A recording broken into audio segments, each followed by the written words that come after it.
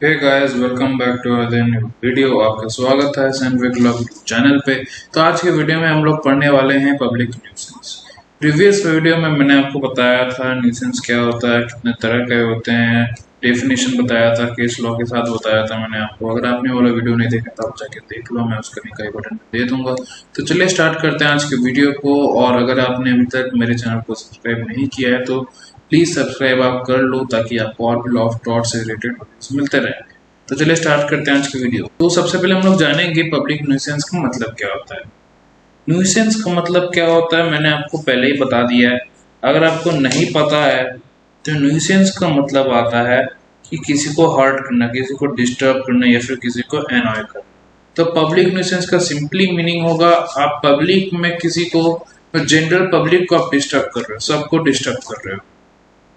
Okay, public nuisance is an act और omission. ये act है, कोई आप सर्टेन एक्ट करते हो या फिर आप कुछ नहीं करते हो, आपको करना चाहिए बट आप वो काम नहीं करते हो, जो कॉज करता है एनी कॉमन इंजुरी, डेंजर और annoyance to the public. Public को ऐसा लगता है कि हम लोग के ऊपर डेंजर है, उसको हम लोग पब्लिक न्यूसेंस कहते हैं। और to the people in general who dwell or occupy property in the vicinity or which must necessarily cause injury, obstruction, danger or annoyance to person who may have occasion to use any public right। Simple सा मैं आपको एक example देता हूँ। रात को एक मोहल्ला है, ओके, लोकेलिटी है, लोकेलिटी में एक घर में आप सपोजली आप सो रहे हो, रात को एकदम 11-12 बजे आप सो रहे हो, बट आपके बगल में एक घर है, वहां पर एकदम लाउड म्यूजिक बज रहा है। तो उस लाउड म्यूजिक के कारण आसपास के जितने घर हैं, आसपास के जितने रेसिडेंट हैं, रेसिडेंट में जो लोग भी लोग रहते हैं, ऑक्यूपाई करते हैं, वो लोग डिस्टर्ब हो रहे हैं। तो that noise is public nuisance. Okay, I hope कि आपको ये एग्जांपल समझ में आ गया होगा। सेकेंड एग्जांपल में मैं जाता हूँ। आप रास्ते से जा रहे हो, किसी तरफ हाईवे पे जा रहे हो, आप देखे कि सामने कोई प्रोटेस्ट चल रहा है या फिर भीड़ जमा या फिर रास्ता ब्लॉक्ड है। विदाउट एनी रीजन रास्ता ब्लॉक करके किसी ने रख दिया है, तो बाकी लोगों को आपके अलावा बाकी और भी लोग हैं रास्ते पे, वो लोग भी आगे नहीं जा पा रहे हैं काम, किसी को काम पे जाना है, किसी को स्कूल जाना है, किसी को कहीं जाना है। ओके, तो इन लोगों को डिस्टर्ब हो रहा है, ये लोग अनॉय हो जा रहे हैं, इन लोगों को ऑब्स्ट्रक्शन क्रिएट हो रहा है। ओके, तो इस टोटल को हम लोग बोलते हैं public nuisance. Okay, thus keeping common gaming house or disorderly in obstructing a highway or making it dangerous for traffic would come within the category of public nuisance। Public nuisance का simple meaning अगर बताया जाए तो public nuisance occurs when a person does an act which causes annoyance to the public in general। अगर आपको ये लिखना है तो आप लिख लो, ये simple meaning आपका यही है। ओके, अब हम लोग बढ़ते हैं कुछ केस लॉज की तरफ, जो मैं एग्जाम्पल की तरफ मैं बताऊंगा। एग्जाम्पल तो मैंने आपको डिस्कस कर दिया, आई होप कि आपको सारे एग्जाम्पल समझ में आ गए होंगे। तो केस लॉज में अब मैं आता हूँ। तो पहला केस लॉज है ड्वेयर वर्सेस मैन्सफील्ड। इस केस लॉ में एक पोटैटो सेलर था, आलू बेचने वाला।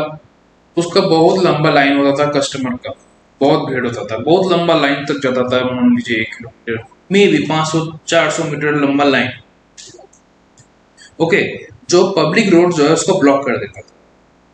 और ये जो इतना लंबा लाइन क्यों होता था, क्योंकि वहां पे उस लोकेलिटी में पोटैटो का स्केर्सिटी था, पोटैटो का, आलू का कमी था वहां पे, इसलिए सबसे ज्यादा आलू वही बेचता था, तो सिर्फ उसी के पास सबसे ज्यादा लाइन होता था।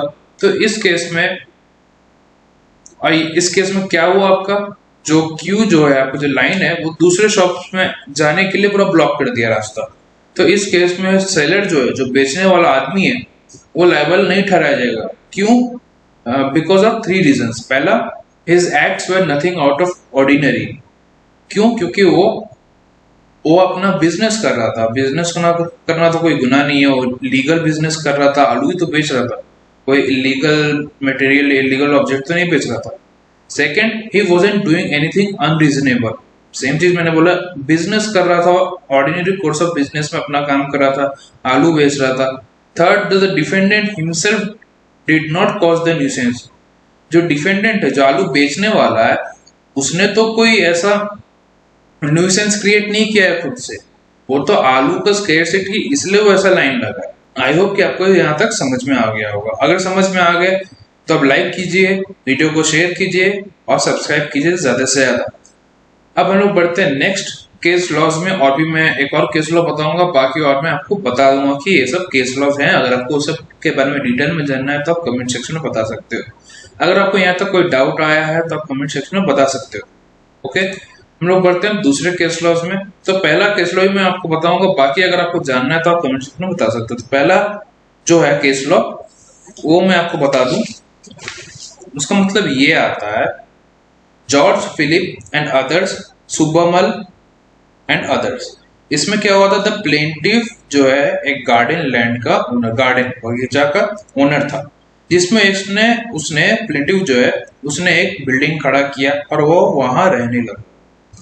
तो उस प्रॉपर्टी के नॉर्थ में वहां पे एक और कंपाउंड था which was purchase by the first defendant, जिसने कंस्ट्रक्ट किया एक काजू बनाने वाली फैक्ट्री, काजू को रोस्ट करने वाली फैक्ट्री। तो एक complaint of the plaintiff was that this factory, plaintiff जो सफरिंग पार्टी है उसका क्या कंप्लेंट था, उसका कंप्लेंट ये था कि जो फैक्ट्री है, कैशू नट का जो फैक्ट्री है, it was a source of nuisance to the personal comfort of those residing in the plaintiff's property and also to the plantation in the compound.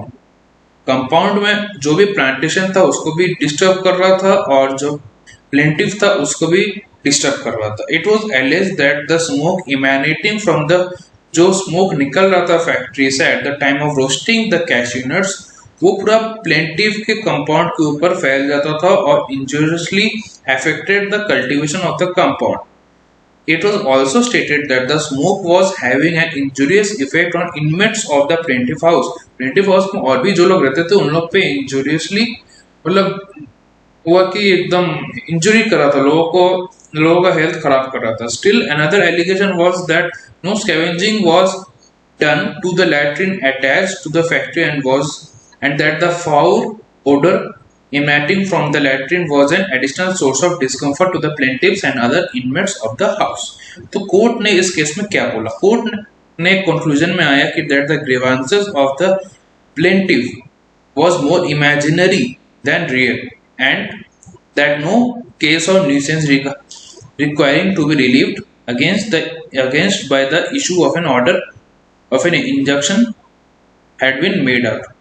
Accordingly, the plaintiff suit was, इस तरह plaintiff का जो suit था उसको dismiss कर दिया गया by the lower court, और ये डिसीजन जो था ये कंफर्म कर दिया गया by the appeal of high court. और कोर्ट ने ये भी कहा कि हर एक लिटिल डिस्कम्फर्ट, हर एक लिटिल चोट, थोड़ा सा भी डिस्कम्फर्ट और इनकन्वीनियंस, उसको हम लोग नहीं ला सकते actionable in under the category of actionable nuisance. Okay, nuisance का अगर मैं और भी मतलब बताना चाहूँ, केस लॉस तो मैं आपको बता दी, और भी है Soltau versus De Hill, Lins versus Egerton, attorney general versus PYA quarries limited. Public nuisance जो है वो कंसिस्ट करता है not only of those acts which interferes with definite public rights, ये जो है पब्लिक राइट के साथ ही इंटरफेयर नहीं करता, but also nuisance which endangers, ये पब्लिक राइट के साथ ही इंटरफेयर नहीं करता, but also with the health, safety और comfort of the public, generally such as noise। जैसे मैंने आपको एक एग्जांपल दिया कि रात को लाउड म्यूजिक में गाना बजा रहा है तो आसपास के जितने जनरल पब्लिक उन लोगों को डिस्टर्ब हो रहा है, या फिर कोई एक टन गैस निकल गया फैक्ट्री से निकल के आपके कंपाउंड में आ गया, आपके प्रॉपर्टी के पास आ गया और भी लोगों के पास आ रहा है, तो उन लोगों के हेल्थ को डिटेरियोरेट कर रहा है, तो ये भी पब्लिक न्यूसेंस भी में आ जाएगा। A public nuisance is of the nature of an offence affecting the community at large. ये आप ध्यान में रखिए, पब्लिक न्यूसेंस जो है ये अफेक्ट करता है किसको, ये अफेक्ट करता है द कम्युनिटी एट लार्ज। ये पूरा होल कम्युनिटी, एक पूरा लोकेलिटी को अफेक्ट कर सकता है।